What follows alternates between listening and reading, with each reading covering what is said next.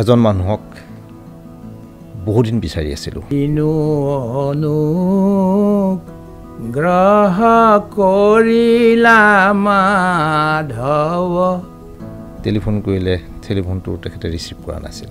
গীতাই কৈছে তুমি কৰ্ম কৰা, কৰ্মানুবাধিকাৰস্তে মা ফলেষু কদাচন। কৰ্ম তুমি কৰা, কিন্তু ফলৰ আশা নকৰিবা। মই পৰীক্ষা দিওঁ, যদি পাছ কৰিবলৈ পৰীক্ষা দিম। তেখেতৰ এগৰাকী গুণমুগ্ধময়। যিসকলে ৰেচনৰ চাউল লয় খায়, সেইসকলে পাপী। আৰু যিসকলে ৰেচন দিছে এনেকৈ, সেইসকল দেশদ্ৰোহী। তেখেতৰ ভাষণ শুনিছিলোঁ। অসমীয়া এগৰাকী মহিলাই যেতিয়া অসমীয়া পোচাক এটা পিন্ধি কেৱল অসমলৈকে নহয়, ভাৰতৰ যিকোনো জেগাত যাওক, তেওঁক দেৱী বুলি পেলাই ভিতৰে ভিতৰে মানুহ নমস্কাৰ এটা কৰিব। গতিকে তাকে নকৰি যদি আজি পশ্চিমীয়া হেৰিয়াৰ যদি ভাৱনাত যদি আমি আহি বিকিনি পিন্ধিবলৈ আৰম্ভ কৰোঁ, বিভিন্ন ধৰণৰ কৰোঁ, তেতিয়াহ'লে সেই বস্তুটোৱে অলপমান বিপদ ঘটায়।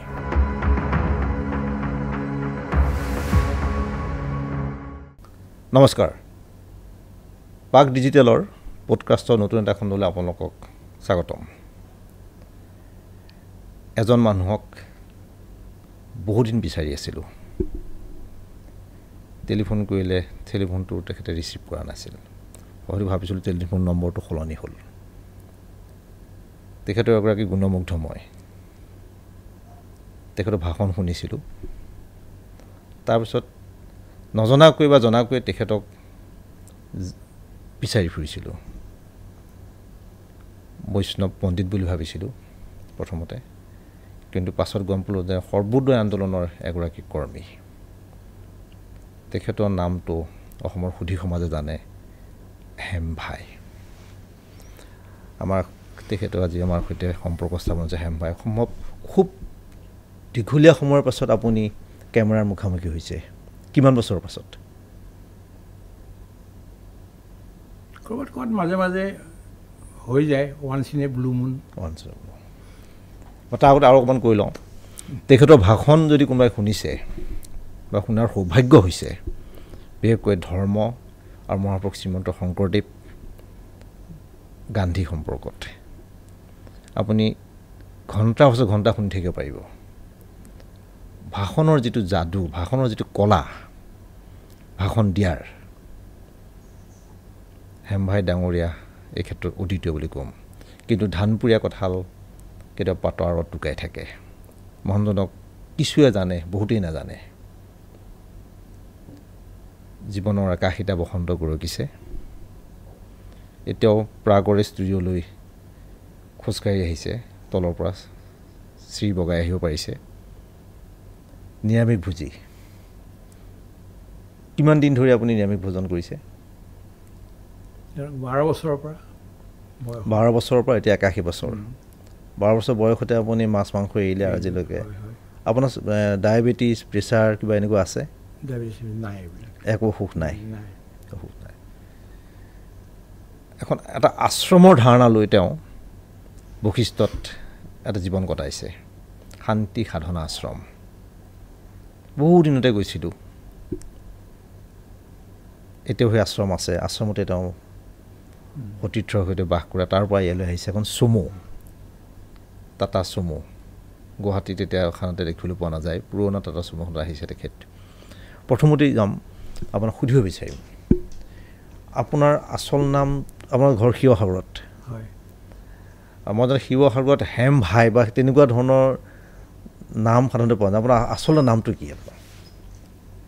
মোৰ নাম হ'ল হেম দত্ত আছিল, কিন্তু পিছত ভাবিলোঁ যে যিবিলাক উপাধি আছে, এই উপাধিবিলাক চব জাতিবাচক। মই এজন বিশ্ব মানুহ হ'বলৈ বিচাৰিছোঁ। বিশ্ব মানুহ। গোটেই পৃথিৱী মোৰ ঘৰ, গোটেই পৃথিৱী মোৰ পৰিয়াল, সকলো ভাই ভনী মোৰ। গতিকে মই এটা উপাধি লৈ পেলাই কোনো এটা জাতিবাচক হৈ কোনো এটা জাতিৰ হ'ব নোখোজোঁ, মানৱৰ হ'ব খোজোঁ। সেইকাৰণে মই সেইটো এৰি দিলোঁ। হেম ভাই, হেম ভাই হিচাপে পৰিচিত হ'ল। আপুনি এসময়ত বাতৰিকাকতত লিখিছিলে? লিখিছিলোঁ। মই পঢ়িছোঁ, অৱৃত্ত কাগজত আপোনাৰ লেখা পঢ়িছিলোঁ। হয় হয়। এতিয়া লেখা মেলা? মই লিখিয়ে থাকোঁ 16 পৰা 18 ঘণ্টা মই ৰোজ লিখোঁ দৈনিক কেতিয়াবা হয়তো বাহিৰলৈ আহিলে মোৰ বন্ধ হ'ব পাৰে বাকী মই লিখিয়ে থাকোঁ লিখাৰ বিষয় আধ্যাত্ম মানৱতাবাদ সৰ্বধৰ্ম সমন্বয় আৰু আপুনি সৰ্বোদয় আন্দোলনৰ সৈতে জড়িত হৈছিলে গান্ধী আচাৰ্য বিনোবা ভাৱে জয়প্ৰকাশ নাৰায়ণ কি কাৰণে কি আকৰ্ষিত কৰিছিল সমস্তৰ উন্নতি হওক সৰ্বে সুখিনঃ সন্তু সৰ্বে সন্তু নিৰাময়ঃ সৰ্বে ভদ্ৰাণি পশ্যন্তু মা কশ্চিৎ দুঃখভাগ ভৱেৎ এই সংসাৰত সকলোৱে সুখী হওক সকলোৱে আৰোগ্য লাভ কৰক সকলোৱে ফালে প্ৰেম দৃষ্টিৰে চাওক কোনো যেন কেতিয়াও দুখী নহয় এই এটা ভাৱনা আমাৰ ঋষিমুনিসকলে দিছিলে সেইটোকে মহাপুৰুষসকলে সামাজিক জীৱনলৈ নিজৰ জীৱনলৈ আনিবলৈ যত্ন কৰিলে মই সৰুকালৰ পৰা সেইটোতে লাগি গ'লোঁ আপুনি ধাৰ্মিক দিশৰ যদি কথা এটা পাতোঁ আপুনি মহাপুৰুষ শ্ৰীমন্ত শংকৰদেৱ মোৰ কাৰণে দুটা মানে হাৰ্টৰ যেনে হেমিস্ফিয়াৰ থাকে এটা শংকৰদেৱ আৰু এটা মাধৱদেৱ এই দুইজনক মিলাই মোৰ জীৱন তেওঁ সেইসকলৰ জীৱনৰ কোনটো দিশে আপোনাক আটাইতকৈ বেছি আকৰ্ষিত কৰিছে যাৰ কাৰণে শংকৰদেৱ বা মাধৱদেৱৰ একান্ত অনুগত বুলি আপুনি কৈ ভাল পায়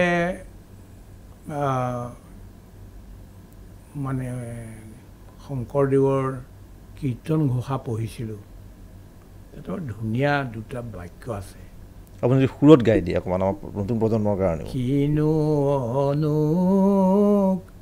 গ্ৰহ কৰিলা মাধৱ গোসাই মোৰ ৰাজ্য ভাৰ মহাজ্ঞানী গণে আকে সেৱাঞ্চয় মনত বিবেক জাৰ নামাগো আন মাধৱ তোমাৰ চৰণ সেৱাত পৰে মুকুতি দাতাকো আৰাধি খুজিবে আন বৰ কোন নৰে হে ভগৱান হে মাধৱ তোমাক মই অন্য একো নিবিচাৰোঁ মোক তুমি এটা বিবেক দিলা বিবেক দিছা এইটোৱে বহুত এই বিবেক থকা মানুহে অন্য বস্তু কিয় বিচাৰিব কেৱল তোমাক বিচাৰিম আমি তোমাৰ ভক্তিহে বিচাৰিম আৰু একো বস্তু আমাৰ দৰকাৰ নাই এই দুটা শ্লোকে মোক বৰ প্ৰভাৱিত কৰিলে সেইখিনি সময়তে মই তেতিয়াই প্ৰতিজ্ঞা ল'লোঁ যে মই কোনো দিনাখন ক'তো কম্পিটিশ্যনত নাযাওঁ প্ৰতিযোগিতাত নাযাওঁ কোনো বস্তু নিবিচাৰোঁ আৰু কোনো ৰাজনীতি ক্ষমতা সম্পত্তি ইয়াত নাযাওঁ সেইকাৰণে এটা বৰ ভাল কথা হ'ল মোক সেই দুজনা গুৰুৱে আৰু মহাপুৰুষ মহাত্মা গান্ধী আৰু বিনোবাজীয়ে উপকাৰ কৰিলে যে মই আজিলৈকে ঘৰ নাসাজিলোঁ শান্তি সাধনা আশ্ৰম নাই বশিষ্ঠ শান্তি সাধনা আশ্ৰম সেইটো মোৰ নহয় নহয় ৰাইজৰ বস্তু আপোনাৰ বস্তুৱে এইটো কাৰো নামত নাই আজি ৰাখিছে কাৰণে তাত আছোঁ কাইলৈ নাই যে মই গছৰ তলত থাকিম এনেই শান্তি সাধনা আশ্ৰম কিমান মাটি এনেই আছে তাতে ধৰি লওক ইয়াত আমাৰ 22 বিঘামান মাটি আছে তাত কি কি হেৰি হয় মানে গোটেই আশ্ৰমৰ যিটো আপোনাৰ শান্তি সাধনা আশ্ৰমৰ যিটো ধাৰণা বা আপোনাৰ আশ্ৰমত কি আছে আমাৰ ধাৰণাটো হ'ল প্ৰথম হ'ল স্বাৱলম্বন ইয়াত কি কি আছে মানে সেই বস্তুটো ইয়াত এনে কৈছোঁ স্বাৱলম্বনৰ দৃষ্টিৰে থকাৰ পিছত আমাৰ খেতি আছে আমাৰ গৌশালা আছে গো পালন কৰোঁ আমি আমাৰ বোৱা কটা এইবিলাক আছে আমি ঔষধ তৈয়াৰ গৰু কেইজনীমান আছে গৰু আমাৰ 15-20 জনীমান আছে মিলাই 20-22 জন হ'ব তো মই যে কৈ আছিলোঁ এইটো কথা যে শংকৰদেৱ মাধৱদেৱৰ আমাৰ ওপৰত যিটো আশীৰ্বাদ আমাৰ ওপৰত যিটো প্ৰভাৱ সেইটো মোৰ 12 বছৰতে হৈ গৈছে মই তেতিয়াই জীৱনৰ এটা ৰাস্তা লৈ লৈছোঁ ইফাল সিফাল কৰা নাই এই যে আপুনি ক'লে যে মই তাকে আমাৰ দৰ্শকক আৰু এটা কথা মই জনাইছোঁ আপুনি বিবাহিত হয় আপোনাৰ সন্তান অকণমান মানে বহুতে মানে ছোৱালী দুজনী হয় ক'ত থাকে তেওঁলোক মোৰ লগত থাকে এতিয়াতো বিয়া হৈছে দুয়োগৰাকী লগতে বিয়া হৈ গৈছে দুয়োগৰাকী ছোৱালীও মোৰ লগতে থাকে গতিকে মোৰ সম্পত্তি নাই কোনো একো বস্তুৱে মোৰ নিজা বুলি এখন চামুচো নাই। পৰিবাৰ তেওঁৰ সেইকাৰণে তেওঁ অলপমান বেলেগ হৈ তেওঁ অলপমান সম্পত্তি নিজৰ কৰি ল'লে। তেওঁ সেইটো বেলেগে থাকে, তেওঁ বেলেগে থাকে। তেওঁ আপোনাৰ এনেই তেনেকুৱা আপোনাৰ বেলেগ, মোৰ লাইফষ্টাইল বেলেগ, মানে পৰিবাৰৰ সৈতে লাইফষ্টাইল। মই এটা এই বস্তুটো মানে আধুনিক সমাজত এটা বহুত ধৰণৰ এটা নিসংগতা আহিছে, পাৰিবাৰিক বিভাজন, বিচ্ছেদ, এই কথাটো। আপোনাৰ পত্নীৰ সৈতে মানে বেলেগে থকা কিমান বছৰ হ'ল? আজি 24 বছৰ ধৰক। মনত কেতিয়া পীড়া হয়নে যে আপুনি ক'ৰবাত নিসংগ? মই একদম নিসংগ, নিজক নাভাবোৱেই। এই কথাটোৱে হেম ভাবিব মই জানিব বিচাৰিম বা আমাৰ দৰ্শকক জনাব বিচাৰিম যে আধুনিক পৃথিৱীত আত্মহত্যাৰ প্ৰৱণতা বাঢ়িছে, মানুহে নিসংগ হ'ব বিচাৰিছে, হতাশ হ'ব বুলি কেতিয়াবা ধাৰণা কৰিছে।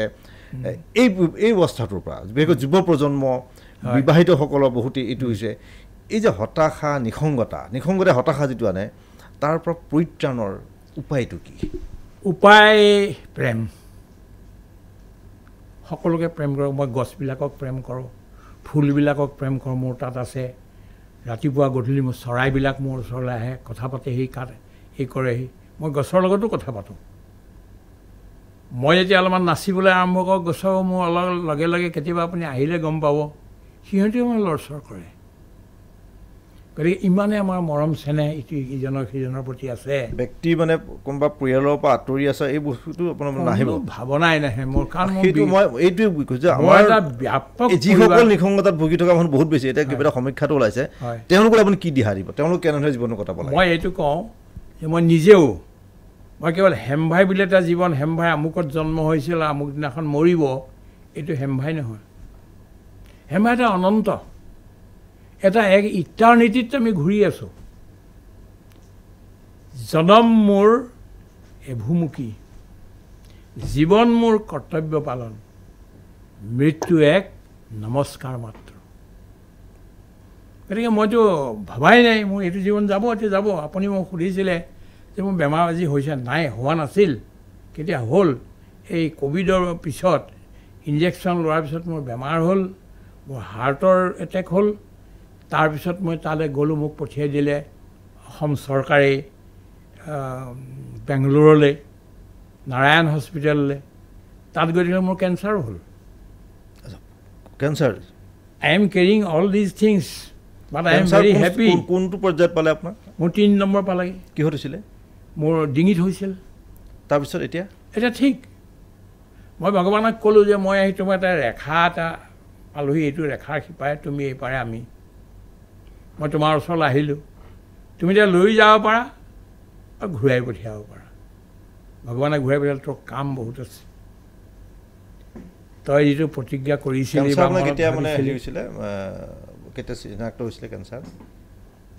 এতিয়া ধৰক 2 বছৰ আগত। এতিয়া আপুনি সম্পূৰ্ণ ডাক্তৰে কৈছে ঠিক হৈ আছোঁ মই। গতিকে সেইকাৰণে নহ'লে মইতো দৌৰি আহিলোঁহেঁতেন। এতিয়া লাহে লাহে যে আহিছোঁ, মই এইটো বয়সৰ কাৰণে নহয়। এই গোটেইবিলাকে মোক যেতিয়া ধৰিলে এবাৰ, তেতিয়া মই এইটোকে স্বাগত কৰিছোঁ, তেওঁলোকো মিত্ৰ মোৰ। মই আৰু এটা কথা আপুনি বহুত কথা ভাল কথা কৈছে যে আপোনাৰ জীৱনত কীৰ্তন, দশম, গীতা, ভাগৱত, কোনখন আজিকালি মানে এনেই মই আচলতে কোৱাটোৱেইটো প্ৰশ্নটোৱে এটা অবান্তৰ, কিন্তু মই সুধিম যে জীৱনত সকলোৰে সমান প্ৰভাৱ নাথাকে, কিবা এটাৰ সাধাৰণ বেছি প্ৰভাৱ থাকে অকণমান হ'লেও, 1% কোনখন ধৰ্মগ্ৰন্থৰ প্ৰভাৱ বা কোনখন কিতাপৰ প্ৰভাৱ? নামঘোষা আৰু ভাগৱত গীতা। নামঘোষা, ভাগৱত গীতাৰ প্ৰভাৱ আপোনাৰ জীৱনত কৰিছে কাৰণ নামঘোষাই গোটেই পৃথিৱীৰ বস্তুবিলাক একেলগে গোটাই আনি পেলাই আমাৰ আগত ইমান ধুনীয়া মধুৰ ভাষাত ক'লে মাধৱদেৱে। মই কেতিয়া ভাবোঁ, মই পঢ়োতে মোৰ চকুলো ওলায় যে ইমান সুন্দৰকৈ এই বস্তুখিনি ৰাখি দিলে। আৰু সেইকাৰণে নামঘোষাৰ ওপৰত মই 10 বছৰ 12 বছৰ দিছোঁ। আপুনি যে মই এতিয়া ক'লে যে হেমভাইক লগ পোৱা বৰ কঠিন, সঁচাকৈ কঠিন। মই ভিতৰত থাকোঁ, মই কওঁ যে মোৰ এখনেই সাম্ৰাজ্য, সেই সাম্ৰাজ্যখন মোৰ ৰুমটো, মোৰ যিটো কথা আছে, সৰু এটা কথা আছে, এইটোৱে। আৰু মোৰ সিংহাসনখন, সেই যিখন শুওঁ বিচনা, সেইখনেই। আৰু মোৰ সম্পত্তি চাৰিওফালে যে কিতাপবিলাক আছে, এইবিলাক মই কিতাপৰ লগতে শুই থাকোঁ। গতিকে এই সম্পত্তি মই পালোঁ আৰু গোটেইবিলাক হৈ গ'ল। আৰু তাৰপিছত গীতা আহি গ'ল জীৱনলৈ। নামঘোষাৰ পিছত গীতা গীতাই আপোনাৰ নামঘোষা মই 6টা খণ্ডত 3000 151 পৃষ্ঠাত নামঘোষা 6টা খণ্ডত তাৰ হেৰি কৰিলোঁ, ব্যাখ্যা কৰিলোঁ। মোৰ ব্যাখ্যাটো এতিয়া কিহৰ কাৰণে? সমস্ত মানৱ জাতিৰ কাৰণে। তাত হিন্দু শব্দ নাই ৰখা বা এনেকুৱা বহুত ছেক্টেৰিয়ান কথা মই ৰখা নাই। একেবাৰে ব্যাপকভাৱে যিমান দূৰ ব্যাপকতালৈ নিব পাৰি মহাপুৰুষ মাধৱদেৱক সিমান ব্যাপকতালৈ নিবলৈ মোৰ ফালৰ পৰা মই যত্ন কৰিছোঁ। ঠিক সেইধৰণে গীতাখনৰ এতিয়া 18 অধ্যায়ৰ ওপৰত 18খন কিতাপ লিখিবলৈ লৈছোঁ। গীতাৰ কোনটো বিষয়ে হেম ভাইক আটাইতকৈ বেছি আকৃষ্ট কৰে? যে মোক গীতা এইটো কাৰণে গীতাৰ প্ৰেমত পৰিলোঁ বা গীতা মই হেৰি হ'লোঁ যে এই বিষয়টোৱে মোক ইমান ধৰণে আকৃষ্ট কৰিলে। আচলতে ব্ৰহ্মপুত্ৰই মোক গীতা আনি দিলে। মই ব্ৰহ্মপুত্ৰৰ কিনাৰত কেতিয়া বহি বহি থাকোঁ, দিখৌ মুখ মোৰ জানো, ব্ৰহ্মপুত্ৰৰ কিনাৰত বহি থাকোঁ। এদিন বহি থাকোঁতেই গৰাৰ ওপৰত দেখিছোঁ এটা পাচি এটাত কিবা এটা বস্তু ঘূৰি ফুৰিছে নদীত। মোৰ এজন বৰদেউতা আছিল, তেওঁ নাও মাৰি আছিলে। মই ক'লোঁ এই বস্তুটো কি আছে চাওকচোন, ইয়াতে ঘূৰি আছে। তাৰপিছত তেওঁ চালে এখন সৰু কিতাপ গীতাৰ ছপা হোৱা। কিমান চনৰ এইটো? এইটো ধৰি লওক মই যেতিয়া 12 বছৰ আছিলোঁ তেতিয়াই মই পালোঁ। দেখিলোঁ যে সংস্কৃতত আছে। মই এতিয়া সংস্কৃত এনেকৈ নাজানো, গতিকে মই ঘৰৰ পৰা অলপ পইচা লৈ যোৰহাটলৈ গৈ বুকলেণ্ডৰ পৰা ডাক্তৰ ৰাধাকৃষ্ণনৰ দি ভাগৱত গীতাখন কিনি আনিলোঁ। সেইখিনি সময়তে আনি খুব ভালকৈ বুজি নাপাওঁ যদিও পঢ়া আৰম্ভ কৰিলোঁ। তেতিয়াবা সেই ভাগৱত গীতাখন তেতিয়াবা মোৰ লগত কিন্তু আজিও আছে।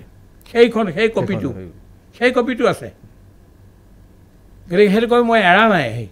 এতিয়া চুলেই মানে ফাটি যায়, কিবা কিবি হয়। নতুন এখন আনিলোঁ কিন্তু সেইখন লগত থাকোঁ। গতিকে গীতাৰ অধ্যয়ন কৰিবলৈ লাগিল। দিনে ৰাতি মই অধ্যয়ন কৰিলোঁ। তাৰপিছত দেখিলোঁ যে গৈ আছোঁ, মই পঢ়া শুনা কৰি গৈ ইউনিভাৰ্চিটি পালোঁগৈ। ইউনিভাৰ্চিটি যে মই পঢ়িলোঁ। আপোনাৰ বিষয় কি আছিল? মোৰ ইংৰাজী বিষয়। ইংৰাজী সাহিত্য আপুনি এম এ? ইংৰাজী সাহিত্যত মই। তাৰপিছত মই কৈ আছোঁ যে পঢ়িলোঁ, যে পৰীক্ষা দিয়াৰ সময় আহিল। গীতাই কৈছে তুমি কৰ্ম কৰা, কৰ্মানুবাধিকাৰস্তে মা ফলেষু কদাচন। কৰ্ম তুমি কৰা কিন্তু ফলৰ আশা নকৰিবা। মই পৰীক্ষা দিওঁ যদি পাছ কৰিবলৈ পৰীক্ষা দিম, তাৰমানে মই ফলৰ আশা কৰিলোঁ। কিন্তু মই ঠিক কৰিলোঁ যে মই কিবা এটা কৰিব লাগিব, হয় গীতা নহয় এইটো কোনটো কৰা যায়। মই গীতাক ল'লোঁ আৰু তাতে এৰিলোঁ। মই অসমৰ পৰা গুচি গ'লোঁ মহাৰাষ্ট্ৰ গীতাৰ অধ্যয়নৰ কাৰণে।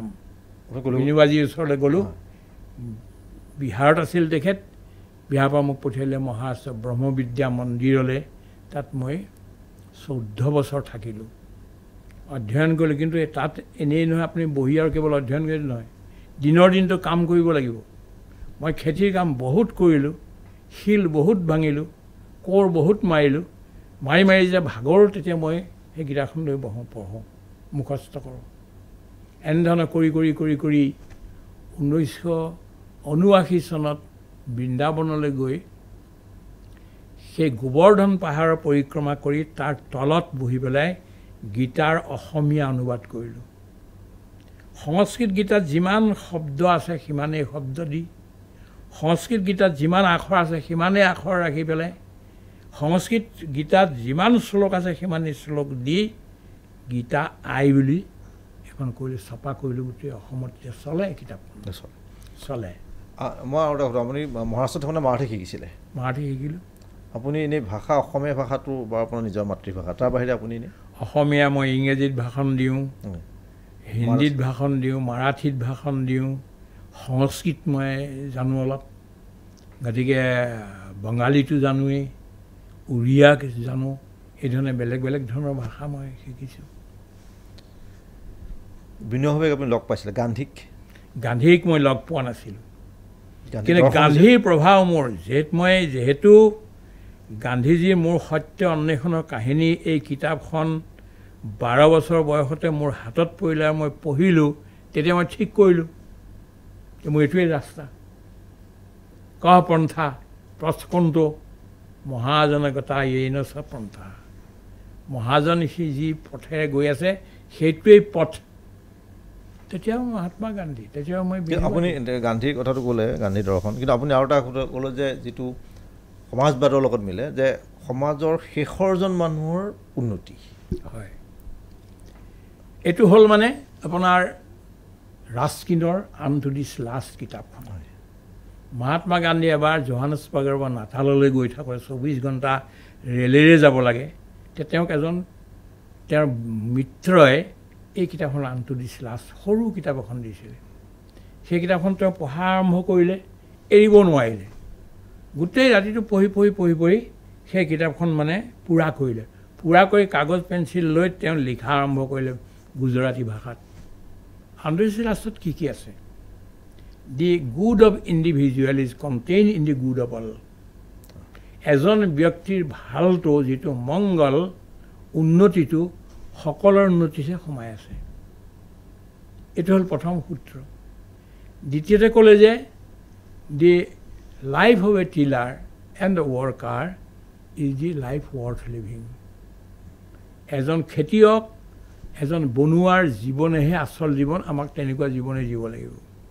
তৃতীয়তে ক'লে এজন বনুৱা বা এজন খেতিয়ক আৰু এজন উকিলৰ জীৱন একেটাই, তেওঁলোকৰ দুয়োটাৰে যিটো কৰ্ম কৰাৰ পদ্ধতি সেইটো একেই হ'ব লাগিব। কেলেনো দুইজনে তেওঁ নিজৰ আজীৱিকা তাৰ পৰা নিৰ্মাণ কৰিছে, আজীৱিকা দি ঘৰখন চলাইছে, নিজক চলাইছে, সমাজখন চলাইছে। গতিকে তিনিজন এজনক ওপৰ এজন কম এনেকুৱা নহয়। গতিকে আমাৰ সমাজখন সদায় এই বস্তুটো থাকিব লাগিব। উকিলজনৰ কাৰণে, ইউনিভাৰ্চিটিৰ প্ৰফেচাৰজনৰ কাৰণে যিটো আমাৰ সন্মান থাকে, সেই একেটাই খেতিয়ক এজনৰ কাৰণে, সেই একেটাই এজন বনুৱাৰ কাৰণে, এজন গৰখীয়াৰ কাৰণে সমানে থাকিব লাগিব। গান্ধী আৰু মাৰ্কছ দুয়োটা দৰ্শনক আপুনি কিদৰে চায়? মাৰ্কছক এজন মই আধুনিক যুগৰ মানে মুনি বুলি কওঁ। বৰ মৌনেৰে সৈতে তেওঁ বৰ চিন্তা কৰি মনন কৰি পৃথিৱীৰ বুৰঞ্জীবিলাক, পৃথিৱীৰ যিবিলাক ইকনমিক্স আছিলে, অৰ্থশাস্ত্ৰ, সেইবিলাকৰ অধ্যয়ন কৰি এটা চাইণ্টিফিক বেচিছ দিলে। কিন্তু মাৰ্কছৰ ভুল এটা হৈ গ'ল, তেওঁ কেৱল ডিক্টেটৰশ্বিপ অফ দি প্ৰলিটেৰিয়েটছ, সৰ্বহাৰাসকলৰ শাসন আহিব লাগিব, সেই শাসন আহিবলৈ যদি হয় তুমি যিসকল পুঁজিবাদী আছে সেইসকলক পৰিৱৰ্তন কৰিব পাৰিলে কৰা, নোৱাৰিলে তেওঁলোকক ধ্বংস কৰি মাৰি হ'লেও, হত্যা কৰি হ'লেও, বিনাশ কৰি হ'লেও এইটো আনিব লাগিব। গান্ধী আৰু মাৰ্কছৰ সৈতে বিৰোধ। আপুনি গান্ধী দৰ্শনক বিচাৰে? য়েছ, কাৰণ আমি প্ৰতিজন মানুহক মহত্ব দিওঁ, লাগিলে তেওঁ পুঁজিপতিয়ে হওক, লাগিলে তেওঁ হিটলাৰৰ নিচিনাই হওক, লাগিলে তেওঁ মুছলিনীৰ নিচিনাই হওক, ষ্টেলিনৰ নিচিনাই হওক, সেই মানুহবিলাকক আমি ঘূৰাই আনিব লাগিব। মাৰি পেলাই তেখেতক হত্যা কৰি নহয়, বিনাশ কৰি নহয়। বুজি পাইছোঁ। আজিৰ ভাৰতবৰ্ষত গান্ধী দৰ্শনৰ প্ৰাসংগিকতা সম্পৰ্কে আপুনি কি ভাবে? আজি ভাৰতবৰ্ষতে নহয়, পৃথিৱীতে গান্ধী, ভাৰতবৰ্ষত সম্প্ৰতি গান্ধী। এতিয়া মই এটা ডাঙৰ কথা আপোনাক ক'ব খুজিছোঁ, আপোনালোকে জানে, তথাপিতো মই ঘূৰাই কওঁ এই কথাটো। ওবামা যেতিয়া প্ৰেচিডেণ্ট হ'ল আমেৰিকাৰ, তেতিয়া এটা প্ৰশ্ন সোধা গৈছে। প্ৰশ্নটো কি যে আপুনি জীৱনত কি পাবলৈ বিচাৰিছে, কি হ'বলৈ বিচাৰিছে? মই ক'লে মই বৰ দুখত ক'বলগীয়া হৈছে যে মই যিটো পাবলৈ বিচাৰিছিলোঁ সেইটো মই নাপালোঁ আৰু নাপাওঁ। ওবামাই ক'লে বোলে কিটোনো আপুনি পাবলৈ বিচাৰিছিলে নাপায় এতিয়া?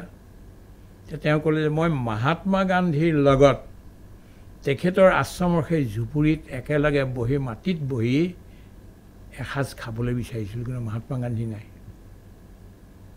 ওবামাৰ নিচিনা এজন মানুহ, বিশ্বৰ শক্তিশালী মানুহজন, সেই মানুহজনে কৈছে যে মই মহাত্মা গান্ধীৰ লগত বহি এসাঁজ খাবলৈ বিচাৰিছিলোঁ, কৰিছিল। গতিকে কিমান ৰিলেভেণ্ট এই মানুহজন চাওক। এতিয়া আমি এইটোত বৰ আশাবাদী যে পৃথিৱীৰ মানুহে এইবিলাক চব দেখি ল'লে। এতিয়া ইউক্ৰেইনৰ যুদ্ধ দেখিলে, আৰু সিপিনেদি ৰাছিয়াৰ এওঁকো দেখিলে, পুটিনকো দেখিলে, আৰু ইয়াত এতিয়া নেতান্যাহুকো দেখিছে, আৰু গোটেইবিলাক দেখি এতিয়া মানুহক এতিয়া যুদ্ধ নালাগে বিজ্ঞানৰ যিবিলাক আৱিষ্কাৰ এই আৱিষ্কাৰবিলাক মানৱ আৰু পৃথিৱীৰ ধ্বংসৰ কাৰণে হ'ব নালাগিব এইবিলাকৰ বিকাশ হ'ব লাগিব এইবিলাকৰ ব্যৱহাৰ হ'ব লাগিব সমস্ত মানৱৰ কল্যাণৰ কাৰণে সুখৰ কাৰণে ভাৰতীয় যিটো ব্যৱস্থা এতিয়াৰ যিটো শাসন ব্যৱস্থা এই ব্যৱস্থাটোৱে সমাজৰ একেবাৰে গৰীব শ্ৰেণীটো দৰিদ্ৰজনক চুব পাৰিছেনে বা তেওঁলোকক বিলকুল দৰিদ্ৰজনক পংগু কৰিছে তেওঁলোকক উদ্ধাৰৰ বাট দেখুৱাব মই এটা আপোনাক কওঁ মই কিতাপ লিখি থাকোঁতে এটা কথা লিখিলোঁ যিসকলে এই ৰেচনৰ চাউল লয় খায় সেইসকলে পাপী কিয় কৈ আছোঁ আৰু যিসকলে ৰেচন দিছে এনেকৈ দেশদ্ৰোহী বিনামূলীয়া যে চাউল দিছে এইসকল হ'ল দেশদ্ৰোহী আৰু যিসকলে লৈছে যে ময়ো লৈছোঁ মই এজন পাপী ভোকত বা ভোক কিয় হ'বলৈ পালে এতিয়া ভোক তাৰ পৰা কম নহয় আমি মানে ক্ৰিপুল কৰি পেলাইছোঁ মানুহবিলাকক পংগু কৰি পেলাইছোঁ এইটোৰ দ্বাৰা আজি আপুনি খেতিলৈ যাওক খেতি এনেই পৰি আছে কেলৈ পথাৰ চন পৰি গ'ল কিয় এনেই পাইছোঁ বস্তু বুট মাহ পাইছোঁ আমি চাউল পাইছোঁ দাইল পাইছোঁ গতিকে সময়টো কি কৰিছে কোনোবাই মদ খাই কোনোবাই কিবা এটা কৰি এনেধৰণে কটাই দিছে মোৰ আশ্ৰমত বহুত মানুহ আছিল মহিলাবিলাক আহি তাত কৰ্মসংস্থান পাইছিলে এতিয়া গুচি গৈছে বহুতবিলাক কেলৈ চাউল যে পায় কাম নকৰাকৈ কাম কৰাটো বন্ধ হৈ গ'ল এতিয়া কৰিব লাগিছিল কি 5 কিলো চাউল নহয় 5 কুইণ্টেল চাউল পোৱাৰ ব্যৱস্থাটো আমাৰ খেতিৰ দ্বাৰা আমাৰ শ্ৰমৰ দ্বাৰা চৰকাৰে কৰোৱাই দিব লাগিছিল মানুহবিলাকক নিজৰ ভৰিৰ ওপৰত থিয় কৰিব লাগিছিল যি চৰকাৰ নাই মইতো কোনো চৰকাৰ পলিটিকেল পাৰ্টি মানুহ নহয় মই আপুনি জানে বিভিন্ন বিষয়ত কথা কওঁ ছায়েন্সৰ ওপৰতো কথা কওঁ সাহিত্যৰ ওপৰতো কথা বিশ্ব সাহিত্যৰ ওপৰতো কথা কওঁ কিন্তু কোনোদিনাখন মই পলিটিক্সৰ ওপৰত কথা নকওঁ যে পাৰ্টিয়ে নাহক লাগিলে তেওঁলোকে যেতিয়ালৈকে মানুহবিলাকক জনগণক নিজৰ বুজিব এইটো বহুতে বিৰোধ কৰিছে যে মানুহক বিনামূলীয়া মানে খাদ্য যিয়ে নহওক দি পেলাই সেইটোৱে মানুহক উৎপাদনমুখীটো বন্ধ কৰি পেলোৱা হৈছে এতিয়া এই বস্তুটো আপোনাৰ যে মই লিখি দিলোঁ মই ভাবিলোঁ মোৰ মূৰটো শিলগুটি মাৰি কোনোবাই ভাঙিব কি এতিয়ালৈ কোনো শিলগুটি মোক মৰা নাই সেইটো নকৰে আৰু মই এটা শুনো আপোনাক অসমীয়া মানুহৰ ভৱিষ্যত সম্পৰ্কে আপুনি কি কয় এই কথাটো মই 1982 চনত বিনোবাজীৰ মৃত্যুৰ আগত মই সুধিছিলোঁ বাবা মোক এটা কথা আপুনি বুজাই দিয়কচোন আমাৰ অসমৰ ওপৰত ডাঙৰ বিপদ আহি আছে চাৰিওফালৰ পৰা আক্ৰমণ চলিছে ভাষাৰ আক্ৰমণ সংস্কৃতিৰ আক্ৰমণ ৰাজনৈতিক আক্ৰমণ অৰ্থনৈতিক আক্ৰমণ সব ফালৰ পৰা আমাক শোষণ কৰিছে আমি জীয়াই থাকোঁ নাথাকোঁ এইটো প্ৰশ্ন আহি গৈছে আপুনি এইখিনি সম্পৰ্কত কি ক'ব সেই মহাপুৰুষজনে অকণমান সময় চকু মুদি থাকি ক'লে তুমি যোৱা অসমীয়া ৰাইজক এটা কথা কৈ দিয়া কি যেতিয়ালৈকে অসমীয়া মানুহে শংকৰ আৰু মাধৱক মনত ৰাখিব আৰু শংকৰ আৰু মাধৱৰ মতে চলিব তেতিয়ালৈকে পৃথিৱীৰ এনেকুৱা কোনো শক্তি নাই যিটো শক্তিয়ে অসমক বিনাশ কৰিব পাৰে লুপ্ত কৰিব পাৰিব কিন্তু অসমীয়াই যিদিনাখনে নিজে শংকৰ আৰু মাধৱক পাহৰি অন্য পথেদি যাব লাগিব তেতিয়া কোনো পৃথিৱীৰ শক্তিয়ে অসমক বচাব নোৱাৰে এতিয়া আপুনি কি দেখিছে শংকৰদেৱ বা মাধৱদেৱৰ পথেৰে গৈছে শংকৰদেৱ দেখিছোঁ যে বহুত ভাল হৈছে এটা কথা মইতো গোটেই ভাৰতবৰ্ষ ঘূৰি ফুৰোঁ পৃথিৱীৰ অন্য জেগাতো যাওঁ মাজে মাজে কিন্তু কথা হ'ল যে অসমত শংকৰদেৱ জন্মোৎসৱটো যিমান পয়োভৰেৰে গাঁৱে ভূঞে পাতিছে আয়োজন কৰিছে তেনেকৈ কোনো মহাপুৰুষৰ এতিয়ালৈকে ক'তো মই কৰা দেখা নাই কিন্তু হ'লেও কি হ'ব শংকৰদেৱক মানুহবিলাকে এটা নিজা নিজা ঠেক গণ্ডিত ইণ্টাৰপ্ৰিটেশ্যন কৰিছে শংকৰদেৱ যিটো বিশ্ব ভাৱনা আছিল বিশেষতঃ মনুষ্যজনত যিটো নৰে বিষ্ণু বুদ্ধি সৰ্বদাই মুকমান্য কৰে কুকুৰ চিগাল গদৰ ভৰো আত্মাৰাম জানিয়া সকলো পৰি কৰিবা প্ৰণাম এই যিটো বিশ্ব ভাৱনা আমাক দিছিল শংকৰদেৱে মাধৱদেৱে যিটো দিছিল এনেকুৱা এখন এই কেথলিচিটি অফ হিউমেনিটি মানৱ জাতিৰ এটা সমন্বয়ৰ এটা ভাৱনা তেওঁলোকে আনিছিলে সেই বস্তুটো এতিয়া কাট খাই গৈছে কেনেকৈ শংকৰদেৱক ইণ্টাৰপ্ৰিটেশ্যনটো বহুত মানে ঠেক গণিত কৰিবলৈ নহয় আমুকৰ লগত নাযাবা আমুকৰ তাত নাখাবা এই নকৰিবা সেই নকৰিবা তেওঁক নোচোৱা শাক্ত বৈষ্ণৱৰ ক'ৰবাত হেৰি হোৱা দেখিছে নেকি তেনেকুৱা কিবা চাবলৈ গ'লে শাক্ত বৈষ্ণৱৰ কোনো ভেদ নাই যদি আপুনি ভাবে যে ভগৱান সৰ্বব্যাপী সনাতন সকলোতে এনেকুৱা জেগা নাই য'ত ভগৱান নাই তেতিয়াহ'লে এই যে দেৱীৰ মূৰ্তিটো আছে সিওটো এই গোটেই সৰ্বৰ ভিতৰতে সোমাই গ'ল তাতোতো ব্যাপী আছে ভগৱান শ্ৰীকৃষ্ণ মই দেৱীৰ ৰূপত নেদেখিলোঁ মই শ্ৰীকৃষ্ণৰ ৰূপত দেখিলেই হ'ল তাৰমানে আপুনি মূৰ্তি পূজা সমৰ্থন এইটো অৰ্থত কৰে মূৰ্তি পূজা আপুনিও এক মূৰ্তি মোৰ কাৰণে আপুনি এক মূৰ্তি হয় এতিয়া মই আপোনাৰ মূৰ্তিটোক মই বিলকুল ৰিকগনাইজ কৰোঁ ফুল মূৰ্তি গছ গছনি মূৰ্তি খম্বায়ুম অগ্নিম সলিলাম মহিংসা জ্যোতিন্সি সত্ত্বানি দিশো দ্ৰুমাদিন সৰিত সমুদ্ৰাংশ্চ হৰে শৰীৰম ইয়ৎকিং সভূতম প্ৰণমেদনন্য ভগৱান শ্ৰীকৃষ্ণই একাদশ স্কন্ধত খম মানে আকাশ বায়ু মানে বায়ু অগ্নি মানে অগ্নি সলিল মানে পানী মহি মানে পৃথিৱী আৰু মানুহ দুনুহ যিমানবিলাক আছে গছ গছনি শৰীৰ সমুদ্ৰাংশ হৰে শৰীৰম এই গোটেইবিলাক হৰিৰ শৰীৰ বুলি সকলোকে অনন্যভাৱে প্ৰণাম কৰা গছ গছনি যি য'ত আছে আমাৰতো ভক্তিটো তালৈকে যাবগৈ লাগিব নহয় আৰম্ভতে আপুনি ঠিক আছে অন্য দেৱতাৰ পূজা নকৰে নালাগে কৰিব গীতাৰীত সেইফালেকে লৈ গৈছেগৈ মানুহবিলাকক গতিকে এইটো আপুনি নকৰক কিন্তু সেইবিলাকতো ঈশ্বৰৰে ৰূপ আছেতো ঈশ্বৰে তেওঁলোকক তৈয়াৰ কৰিছিল ঈশ্বৰৰ কাম কৰিবৰ কাৰণে গতিকে মই এজন মানুহক ভাল পাওঁ বা নমস্কাৰ কৰিব লাগে আপোনাক মই সন্মান কৰিব লাগে কোনটো বেচিছত মই ফিলচফিকেল বেচিছ কি it is not that your body ever changing body it is not that beyond the body inside the body there is something which does not change সেইটোৱেহে মূল বস্তু এতিয়া চবতে এইটো বস্তু আছে এতিয়া মই চবৰে তাত যাওঁ এতিয়া মই পদযাত্ৰা কৰোঁ মাজে মাজে এই লখিমপুৰে গোটেইটো ৭,৫০০ কিলোমিটাৰ মই পদযাত্ৰা কৰিলোঁ আজি কেইবছৰমানৰ আগত বেংগলীৰ ঘৰত যাওঁ তাত থাকোঁগৈ গৈ তাৰপিছত বিহাৰী ঘৰত থাকোঁগৈ মুছলমানৰ ঘৰত থাকোঁ তাতো মই ভোজন কৰোঁ কিন্তু মই কওঁ মোৰ এটাই চৰ্ত যে মোক নিৰামিষ ভোজন দিবা অন্য নিদিবা তেওঁলোকে বনাই দিয়ে বঢ়িয়াকৈ বনাই দিয়ে বাংলাদেশত যাওঁ কেতিয়াবা তাতো তেওঁলোকে তেনেধৰণে মোক নিৰামিষ বনাই দিয়ে আৰু কেতিয়াবা মিচিঙৰ তাত যাওঁ চাঙত থাকোঁগৈ দেউৰীৰ চাঙত থাকোঁগৈ আমি মিচিং সমাজৰ কথা মই কথা এটা সুধোঁ মাজুলীৰ যিটো হৈছে এতিয়া ধৰ্মান্তৰণ বিশেষকৈ জনজাতীয় লোকসকল যে হেৰি হৈছে ইয়াৰ কাৰণটো বিভিন্ন ধৰণৰ ব্যাখ্যা আছে সত্ৰৰ কথাও আহি পৰে ইয়াতে সত্ৰাধিকাৰসকলৰ কথা বিভিন্ন সময়ত আহি পৰিছে আমি একো নকওঁ এই বিতৰ্কত আহিছে আপুনি কি কৰিব এই বিষয়টো মাজুলীক এটকা মহন্তৰ স্থান বুলি কোৱা যায় তাত মহন্তসকল থাকে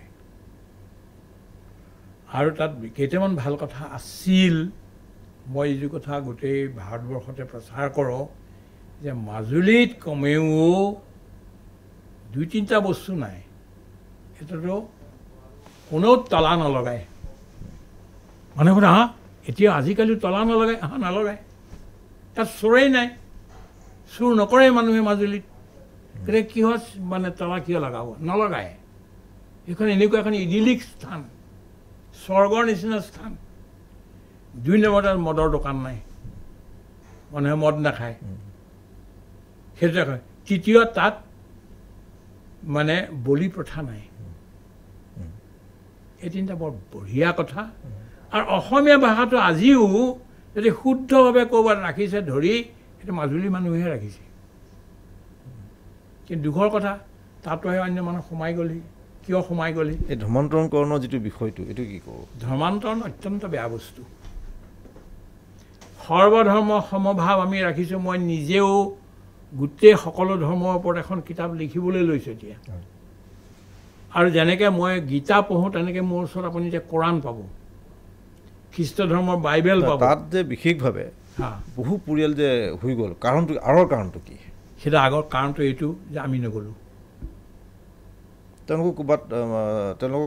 আমি তেওঁলোকৰ ওচৰলৈ যি ধৰণে যাব লাগিছিল যি সহানুভূতিয়ে তেওঁলোকক লৈ লগত ৰাখি আমাৰ লগত ভাই ভাই হিচাপে আমি ৰাখিব লাগিছিল এটা পৰিয়াল হিচাপে ৰাখিব লাগে তেওঁলোকৰ হাতেও আমি খাব লাগিছিল ভুল হ'ল ক'ৰবাত আমাৰ ভুল হ'ল আমাৰ আমি তেওঁলোকক মানে তাৰ বাবে অন্য দোষী নেকি আমি যে বেলেগ ধৰ্মক দোষ দিছোঁ নহয় আপোনাৰ ইয়াত পুনিখিনি নাইকিয়া হ'লে পুখুৰীটোৰ আপুনি এইফালে টানি আনিলে সিফালৰ পৰা অন্য পুনি আহি পেলাই জেগাডোখৰ ফুলফিল কৰিব দখল কৰিব গতিকে আপুনি যেতিয়া ভালকৈ মৰম নিদিলে যিখিনি দিব লাগে যিখিনি খ্ৰীষ্টিয়ানসকলে দিছিল সেইটো আপুনি নাই দিয়ে নিদিলে ভুলটো কাৰ খ্ৰীষ্টিয়ানসকলৰ আমি যিসকল নিদিলোঁ আমাৰ পৃথিৱীত কেলেনো আপোনাৰ বাট চাই থাকিব মানুহে মই কেনেকৈ ক'তে পেনিট্ৰেট কৰিব পাৰোঁ সোমাব পাৰোঁ এইটোতো কৰিয়ে থাকিব ভুল আৰু এই যে কনভাৰ্চন নামৰ যিটো বস্তু এইটো অত্যন্ত ভুল কথা কনভাৰ্চনটো হ'বই নালাগে নিজে নিজে কোনোবাই বুজি পেলাই কৰিব লাগে বেলেগ কথা কিন্তু এতিয়া মই ধৰক এখন দিল্লী দিছপুৰত দুখন চৰকাৰ আছে এই চৰকাৰ দিনত আমাৰ যিসকল বহুতে ভাবে যে এইসকল ধৰক হিন্দু ধৰ্মাৱলম্বী বা এটা সুৰক্ষিত নে চব সুৰক্ষিত সকলোৱে সুৰক্ষিত তেতিয়াহে থাকিব যদি আমি সকলো ধৰ্মৰ মানুহক একেলগে ৰাখিম একেখন দেশৰ মানুহ বুলি ভাবিম তেতিয়াহে সুৰক্ষিত হ'ব কিন্তু তাকে নহয় যদি আমি হিন্দু বেলেগ Hindutva is not a good thing Hindu is a very very good thing but Hindutva is not a good thing it will not do any good in future I am telling you with responsibility মই দায়িত্ব সহকাৰে কাৰণে মই যিহেতু মই কোনো পন্থ পক্ষৰ নহয় আৰু মই গোটেই জীৱনটো গীতা ভাগৱত উপনিষদৰ কাৰণে দিছোঁ তেনেকুৱা এজন মানুহে কৈছোঁ যে আমি আজি মুছলমানক ইয়াৰ পৰা খেলিব নোৱাৰোঁ য'ত 22-23 কোটি মানুহ মুছলমান আছে ক'লৈ পঠিয়াব আপুনি কি আমাৰে জানো এই APJ আব্দুল কালাম আমাৰ নহয়নে তেওঁ ভাৰতৰ কাৰণে কৰা নাছিলনে মিছাইল ভাৰতৰ কাৰণে উলিওৱা নাছিলনে ঠিক তেনেকৈ বহুতবিলাক মানুহে আজান ফকীৰ আমাৰ নাছিলনে গতিকে এইবিলাক মানুহ মুছলমান বুলি আপুনি খেদিব নেকি এইখন সংসাৰৰ পৰা নোৱাৰে ইয়াৰ নামৰ ৰাজনীতি আৰু ভয়ংকৰ এই বিষয়টো লৈ ৰাজনীতি কৰাটো ভয়ংকৰ ৰাজনীতি মানে এতিয়া কি হৈছে মই চাই থাকোঁ চকুৰে সৈতে ৰাজনীতিৰ নামত ক্ষমতাৰ ৰাজনীতি সোমাই ইমান বেয়া কৰিছে ইমান তললৈ গুচি গ'ল ভাষাও ইমান বেয়া হৈ গুচি গ'ল আগতে এইটো নাছিলে মই আপোনাক এটা সৰু উদাহৰণ আপুনি জানে চাগে ৰাইজৰ কাৰণে মই এইটো কথা কৈছোঁ খগেন বৰবৰুৱা আৰু বিমলা প্ৰসাদ চলিহা খগেন বৰুৱা আমাৰ সমষ্টিৰে বিমলা প্ৰসাদ চলিহাৰ ওচৰলৈ গ'লে মই আপোনাৰ বিৰুদ্ধত উঠিবলৈ বিচাৰিছোঁ হ'লে উঠা বৰবৰুৱা উঠক উঠকতো এটা কথা নহয় মোৰতো অস্ত্ৰ নাই ঢাল নাই তৰোৱাল নাই আপোনাৰ চব আছে বোলে কি লাগে বোলে আপুনি যিখিনি লৈছে মোক বোলে মোৰতো এখন জীপহে আছে মই সেই জীপতে চলিম তে ক'লে মোকো তেনেকুৱা এখনে দিয়ক জীপ এখন দিলে মানে বিমলা চলিহাই তেওঁৰ বিৰোধীজনক খগেন বৰবৰুৱাক দিলে আৰু ক'লে মোৰ এতিয়া তেল নাই নহয় তেল নহ'লে কেনেকৈ আৰু ড্ৰাইভাৰ নাই বোলে ড্ৰাইভাৰ ব্যৱস্থা মই কৰিছোঁ আৰু তেল যিমানখিনি খৰচ হয় মই দিম আৰু দুইজনে যুঁজিলে খগেন বৰুৱাই বিমলা প্ৰসাদ চলিহাক হেৰুৱালে সেইবিলাক মানুহ হেমন্ত বিশ্ব শৰ্মা বহুতেই ইণ্টেলেকচুৱেলি বহুত আপৰাইট মানুহ বহুত বুদ্ধি আছে বহুত শক্তি আছে মই তেওঁক ক'লোঁ আপুনি এইটো হৈছে ভাল হৈছে কিন্তু আপুনি এজন এনেকুৱা মুখ্যমন্ত্ৰী হ'ব লাগে বিমলা প্ৰসাদ চলিহাৰ নিচিনা শৰৎ চন্দ্ৰ সিংহৰ নিচিনা বা বংগালৰ এইজন যে আছিলে আমাৰ ডাক্তৰজন বিধান ৰায় তেনেকুৱা এজন আপুনি হৈ পেলাই আমাৰ অসমখনক বচাওক। কি ক'লে তেতিয়া? তেওঁ পঢ়িলে একো কোৱা নাই, হয়, কিন্তু এইটো বিৰোধ কৰা নাই। আমি তেনেকুৱা যেন আপোনাক বিচাৰিছোঁ, কিন্তু বিয়ণ্ড ডেট মই আপোনালোকৰ কথা তেতিয়াহে বেছিকৈ পাতিম যেতিয়া আপুনি এই ৰাজনীতিত ফেড আপ হৈ পেলাই বাহিৰলৈ ওলাব, তেতিয়া আপুনি মানে আধ্যাত্মিক এজন পুৰুষ হ'ব, বিবেকানন্দৰ নিচিনা, তেতিয়াহে আমি কথা পাতিম। আপুনি মানে মুখ্যমন্ত্ৰী হিমন্ত বিশ্ব শৰ্মাৰ পৰা কি আশা কৰে? সকলোকে মৰমেৰে সৈতে আদৰৰ সৈতে চলাওক। মই জেলত আছোঁ, আপোনাৰ বহুবাৰ জেলত আছোঁ। এই ইমাৰ্জেঞ্চি সময়ত মই আৰু স্বামীজী 10.5 মাহ জেলত আছোঁ। মোক জেলত দিছে কংগ্ৰেছে, মানে জৰুৰীকালীন সময়ত। জৰুৰীকালীন সময়ত সত্যাগ্ৰহ কৰিছোঁ আমি। 10.5 মাহ জেলত আছিলে। 10.5 মাহ জেলত আছোঁ। তাৰ বাহিৰেও গো ৰক্ষাৰ কাৰণে বহুবাৰ জেলত গৈছোঁ, আপোনাৰ কলিকতাত, বম্বেত আৰু দিল্লীত। সেইবিলাক মই নকওঁ। মানে যিটো আধুনিক এই সময়টোত আশ্ৰমৰ যিটো আপোনাৰ ধাৰণা, অৱশেষত দুটা বা এটা প্ৰশ্ন কৰিম, এই ধাৰণাটো প্ৰাসংগিকতা কিমান? এতিয়া হৈছে আপোনাৰ এখন বস্তুবাদী সমাজৰ বৰ ডাঙৰ ঢৌ চলি আছে।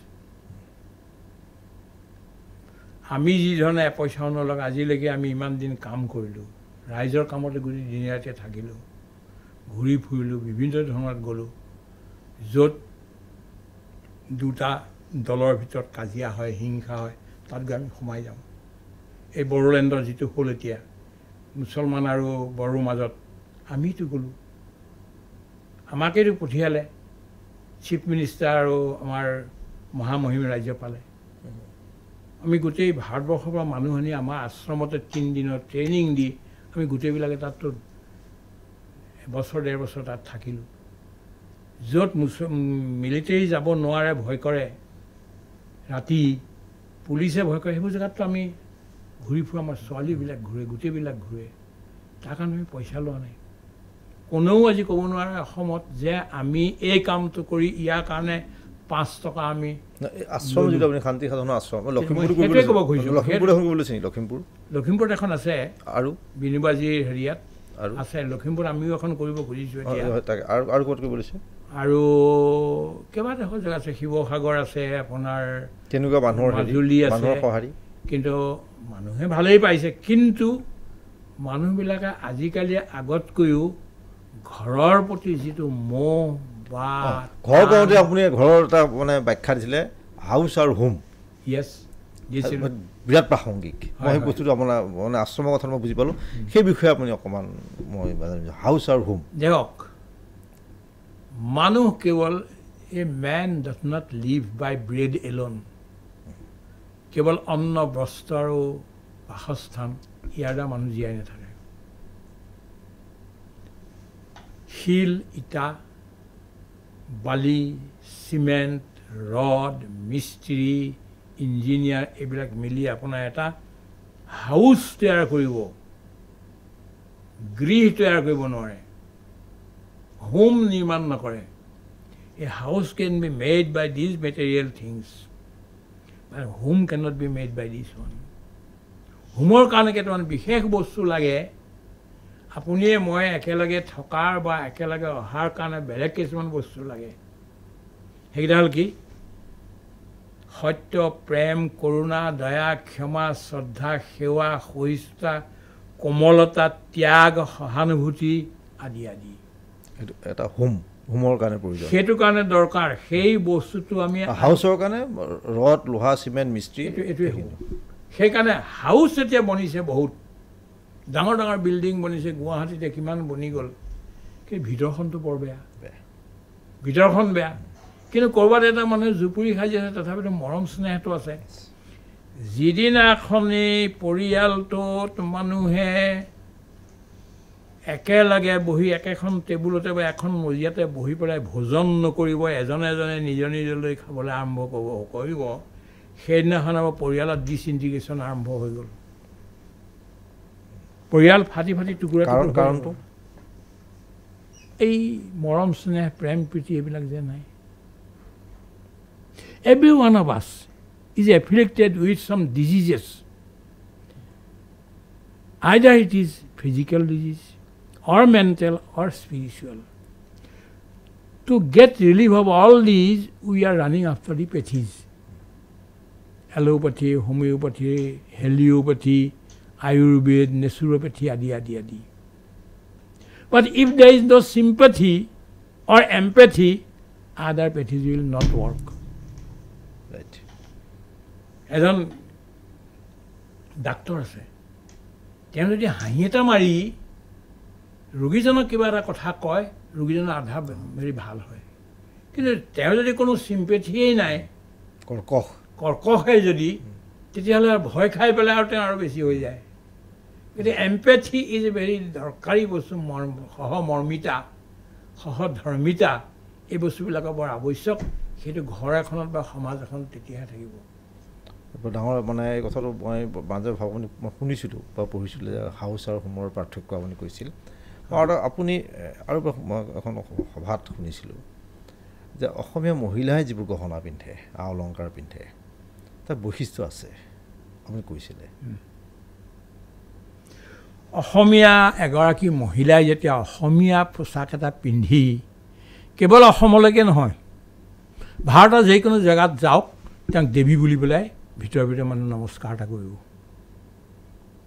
যেনেকুৱাই মানুহগৰাকী নহওক লাগিলে, ক'লা হওক, বগা হওক, ওখ হওক, চাপৰ হওক, বুঢ়ী হওক, গাভৰু হওক, যিয়ে নহওক লাগিলে, অসমীয়া পোচাকটো পিন্ধি যেতিয়া সেই মানুহগৰাকী সমাজৰ মাজলৈ ওলাব, অসমীয়া সমাজ বা অনা অসমীয়া সমাজলৈ, সকলোৱে তেওঁক শ্ৰদ্ধা কৰিব। কিন্তু তাকে নকৰি আজি যিটো অলংকাৰৰ কথা আপুনি কৈছিলে, অলংকাৰৰ কথাও কৈছোঁ মই, অলংকাৰ বৈশিষ্ট্য আছে এইটোত। গতিকে তাকে নকৰি যদি আজি পশ্চিমীয়া হেৰিয়াৰ যদি ভাৱনাত যদি আমি আহি বিকিনি পিন্ধিবলৈ আৰম্ভ কৰোঁ, বিভিন্ন ধৰণৰ কৰোঁ, তেতিয়াহ'লে সেই বস্তুটোৱে অলপমান বিপদ ঘটায়। মই অন্য এটা বিষয়ে পাতিম, মানে কিবা এটা বিষয়ে মানে অলপমান আহিবলগীয়া হৈছে। মানে ৰবি শংকৰ নামৰ আধ্যাত্মিক গুৰুগৰাকীয়ে তেওঁ পৰেশ বৰুৱাৰ সৈতে আলোচনা মধ্যস্থতা কৰিবৰ কাৰণে আগবাঢ়ি আহিছিল। পৰেশ বৰুৱাই প্ৰত্যাখ্যান কৰিলে বিভিন্ন কাৰণত গোটেই বিষয়টো। পৰেশ বৰুৱা মুখ্যমন্ত্ৰীয়ে মাতিছে আলোচনাৰ বাবে। বিষয়টো সম্পূৰ্ণ এটা অসমৰ সমাজ জীৱনৰ সৈতে জড়িত বিষয় এটা, আমি বিষয়টো ওলাই কৰিব নোৱাৰোঁ। পৰেশ বৰুৱাক প্ৰতি আপোনাৰ আহ্বান কি হ'ব? কেতিয়াবা আপোনাক ফোন কৰিছে নেকি পৰেশ বৰুৱাই? আজিলৈকে কৰা নাই। মই এটা কথাই কৈছিলোঁ, যেতিয়ালৈকে ভাৰতীয় মানুহবিলাক অসমত আছে, তেতিয়ালৈকে আমি অসমীয়া অলপমান সুৰক্ষিত। যেতিয়া ভাৰতীয় মানুহ হিন্দী স্পিকিং, মাৰাঠী স্পিকিং আদি মানুহবিলাক যেতিয়া মানে মৈথিলী স্পিকিং মানুহবিলাক ইয়াৰ পৰা গুচি যাব, আমি ইমান মাইনৰিটি হ'ম। কেনেকৈ? আমাৰ মানুহ কমি যাবতো। এতিয়া গোটেইবিলাক আছে কাৰণেহে আমি অলপমান এইটো কৰি আছোঁ। কিন্তু যেতিয়া তেওঁলোক ইয়াৰ পৰা গুচি গ'ল, ধৰক আমি খেদি দিলোঁ, বা কৈছোঁ কথাটো, খেদি দিয়া শব্দটো ব্যৱহাৰ কৰিব নালাগে, তথাপি মই কৈছোঁ যে খেদিয়ে যেনিবা দিলোঁ, আমিতো মাইনৰিটি বহুত কম হৈ গ'ল একদম। তেতিয়া আমাক চাৰিওফালৰ পৰা অন্য ধৰ্ম, অন্য সংস্কৃতি মানুহে হেঁচা মাৰি ধৰিব, আমাৰ বাচিবলৈ উপায় নহ'ব। গতিকে সেইটো ফালৰ পৰা পৰেশ বৰুৱা ডাঙৰীয়াই চিন্তা কৰিব লাগে, কাৰণ তেওঁৰ যিবিলাক মানুহ, সেইবিলাককতো তেওঁ ভাল শিক্ষা দি পেলাই অসমখনৰ উন্নতিৰ কাৰণতে লগাব পৰা নাই। তেওঁ ইমান মানুহ মৰাৰ, কমলা শইকীয়া ডাঙৰীয়া, শ্বহীদ কমলা শইকীয়া ডাঙৰীয়া কি অন্যায় কৰিছিল। আপুনি অকুত হৈ সাংবাদিক বুলি এটা লিখিছিল নেকি বাৰু? লিখিছোঁ, পঢ়িছিলোঁ। গতিকে তেওঁ মোৰ ডাঙৰ মামা হয়, তেওঁৰ ঘৰতে ডাঙৰ হোৱা মই। যিয়ে নহওক লাগিলে, তেওঁ কিয় মাৰিলে বা এনেধৰণৰ আৰু অন্য হেৰিসকলক কিয় মাৰিলে? এইটোতো ভাল কাম নাই কৰা। অস্ত্ৰৰ দ্বাৰাতো সমাধান কেতিয়াও নাই। He that takes the sword will be destroyed by the sword. যি অস্ত্ৰ ধাৰণ কৰে অন্যায় প্ৰতিকাৰ কৰিব, তেওঁ কিন্তু অস্ত্ৰৰ দ্বাৰাই মৃত্যু হয়, ধ্বংস হয়। আপোনাৰ মতে পৰেশ বৰুৱা আলোচনালৈ আহিব লাগে? আলোচনালৈ আহিব লাগে। তেওঁ বয়স এতিয়া হৈছে, আমি পৰেশ বৰুৱাক চাব বিচাৰিছোঁ আমাক সকলোকে তেওঁ মানে ৰাস্তা দেখুৱাওক পথ দেখুৱাওক আৰু তেওঁ এজন নেতা হওক আমাৰ অহিংসক দৃষ্টিৰ মৰম চেনেহ অস্ত্ৰ ত্যাগ কৰি পেলাই ফেয়াৰৱেল টু দি আৰ্মছ লিখিছে আমাৰ আৰ্নেষ্ট হেমিংৱে আৰ্মছক ফেয়াৰৱেল কৰিবই লাগিব গোটেই পৃথিৱীৰ পৰা তাৰ আৰম্ভটো চেৰিটি বিগিনছ এট হোম আমাৰ পৰাই আৰম্ভ হওক আৰু পৰেশ বৰুৱাই তাৰ দায়িত্ব লওক আমি লগত আছোঁ ধন্যবাদ বহু সময় কথা পাতিলোঁ বহু দিনৰ মূৰত চাগৈ আপুনিও চাগৈ বহু দীঘলীয়াকৈ টিভিৰ বা আমাৰ আছিলে এজন মই তাকে কৈছোঁ যে ধানপুৰীয়া কঁঠাল পাতৰ আঁৰত থাকে বুলি কয় এজন বিদগ্ধ অসমীয়া সমাজখনৰ কাৰণে কাম কৰি আছে কিতাপ লিখিছে এটা আধ্যাত্মিক চেতনা দিছে মহাপুৰুষ শ্ৰীমন্ত শংকৰদেৱ মাধৱদেৱৰ অনুগামী আৰু গান্ধী বিনয় আদৰ্শ অনুপ্ৰাণিত হেমভাই ডাঙৰীয়া আমি আজি পডকাষ্টত কথা পাতোঁ বহু কথা ক'লে তেখেতে আপুনি ভালে থাকক আকৌ আপোনাক লগ পাম এদিন আৰু মোৰ খুব হেঁপাহ আছিল আপোনাৰ সৈতে এটা কথা পতাৰ নতুন প্ৰজন্মক আপোনাৰ সৈতে চিনাকি কৰি দিয়ে যে হেমভাই বোলা এজন মানুহ আছে অসমীয়া তেওঁ কি কৰিছে তেওঁ এতিয়া অসুখ মানে কৰ্কটৰ তৃতীয় পৰ্যায় অতিক্ৰম কৰিছে ঈশ্বৰৰ ইচ্ছাত আৰু অসমীয়া মানুহৰ হৈ পেলাই কৰি আছে এইটো ভাল লাগে জীৱন সম্পৰ্কত এটা সদায় যোগাত্মক চিন্তা আছে আপোনাৰ আৰু হ'লেও কি হ'ব মোৰতো লাইফ ইটাৰনেল মই ইয়াৰ পিছততো আকৌ গৈয়ে থাকিম এইটো ৰাস্তাত ধন্যবাদ এটা নতুন জীৱনৰ সংজ্ঞা ধন্যবাদ আপোনাকো ধন্যবাদ জনালোঁ আপুনি ইমান দূৰ আহিছে আৰু আমাৰ দৰ্শকেও হেমভাই ডাঙৰীয়াৰ সৈতে হেমভাই ডাঙৰীয়াই কোৱা কথাখিনি শুনি কেনে পালে আমাক জনাব নিশ্চয় ধন্যবাদ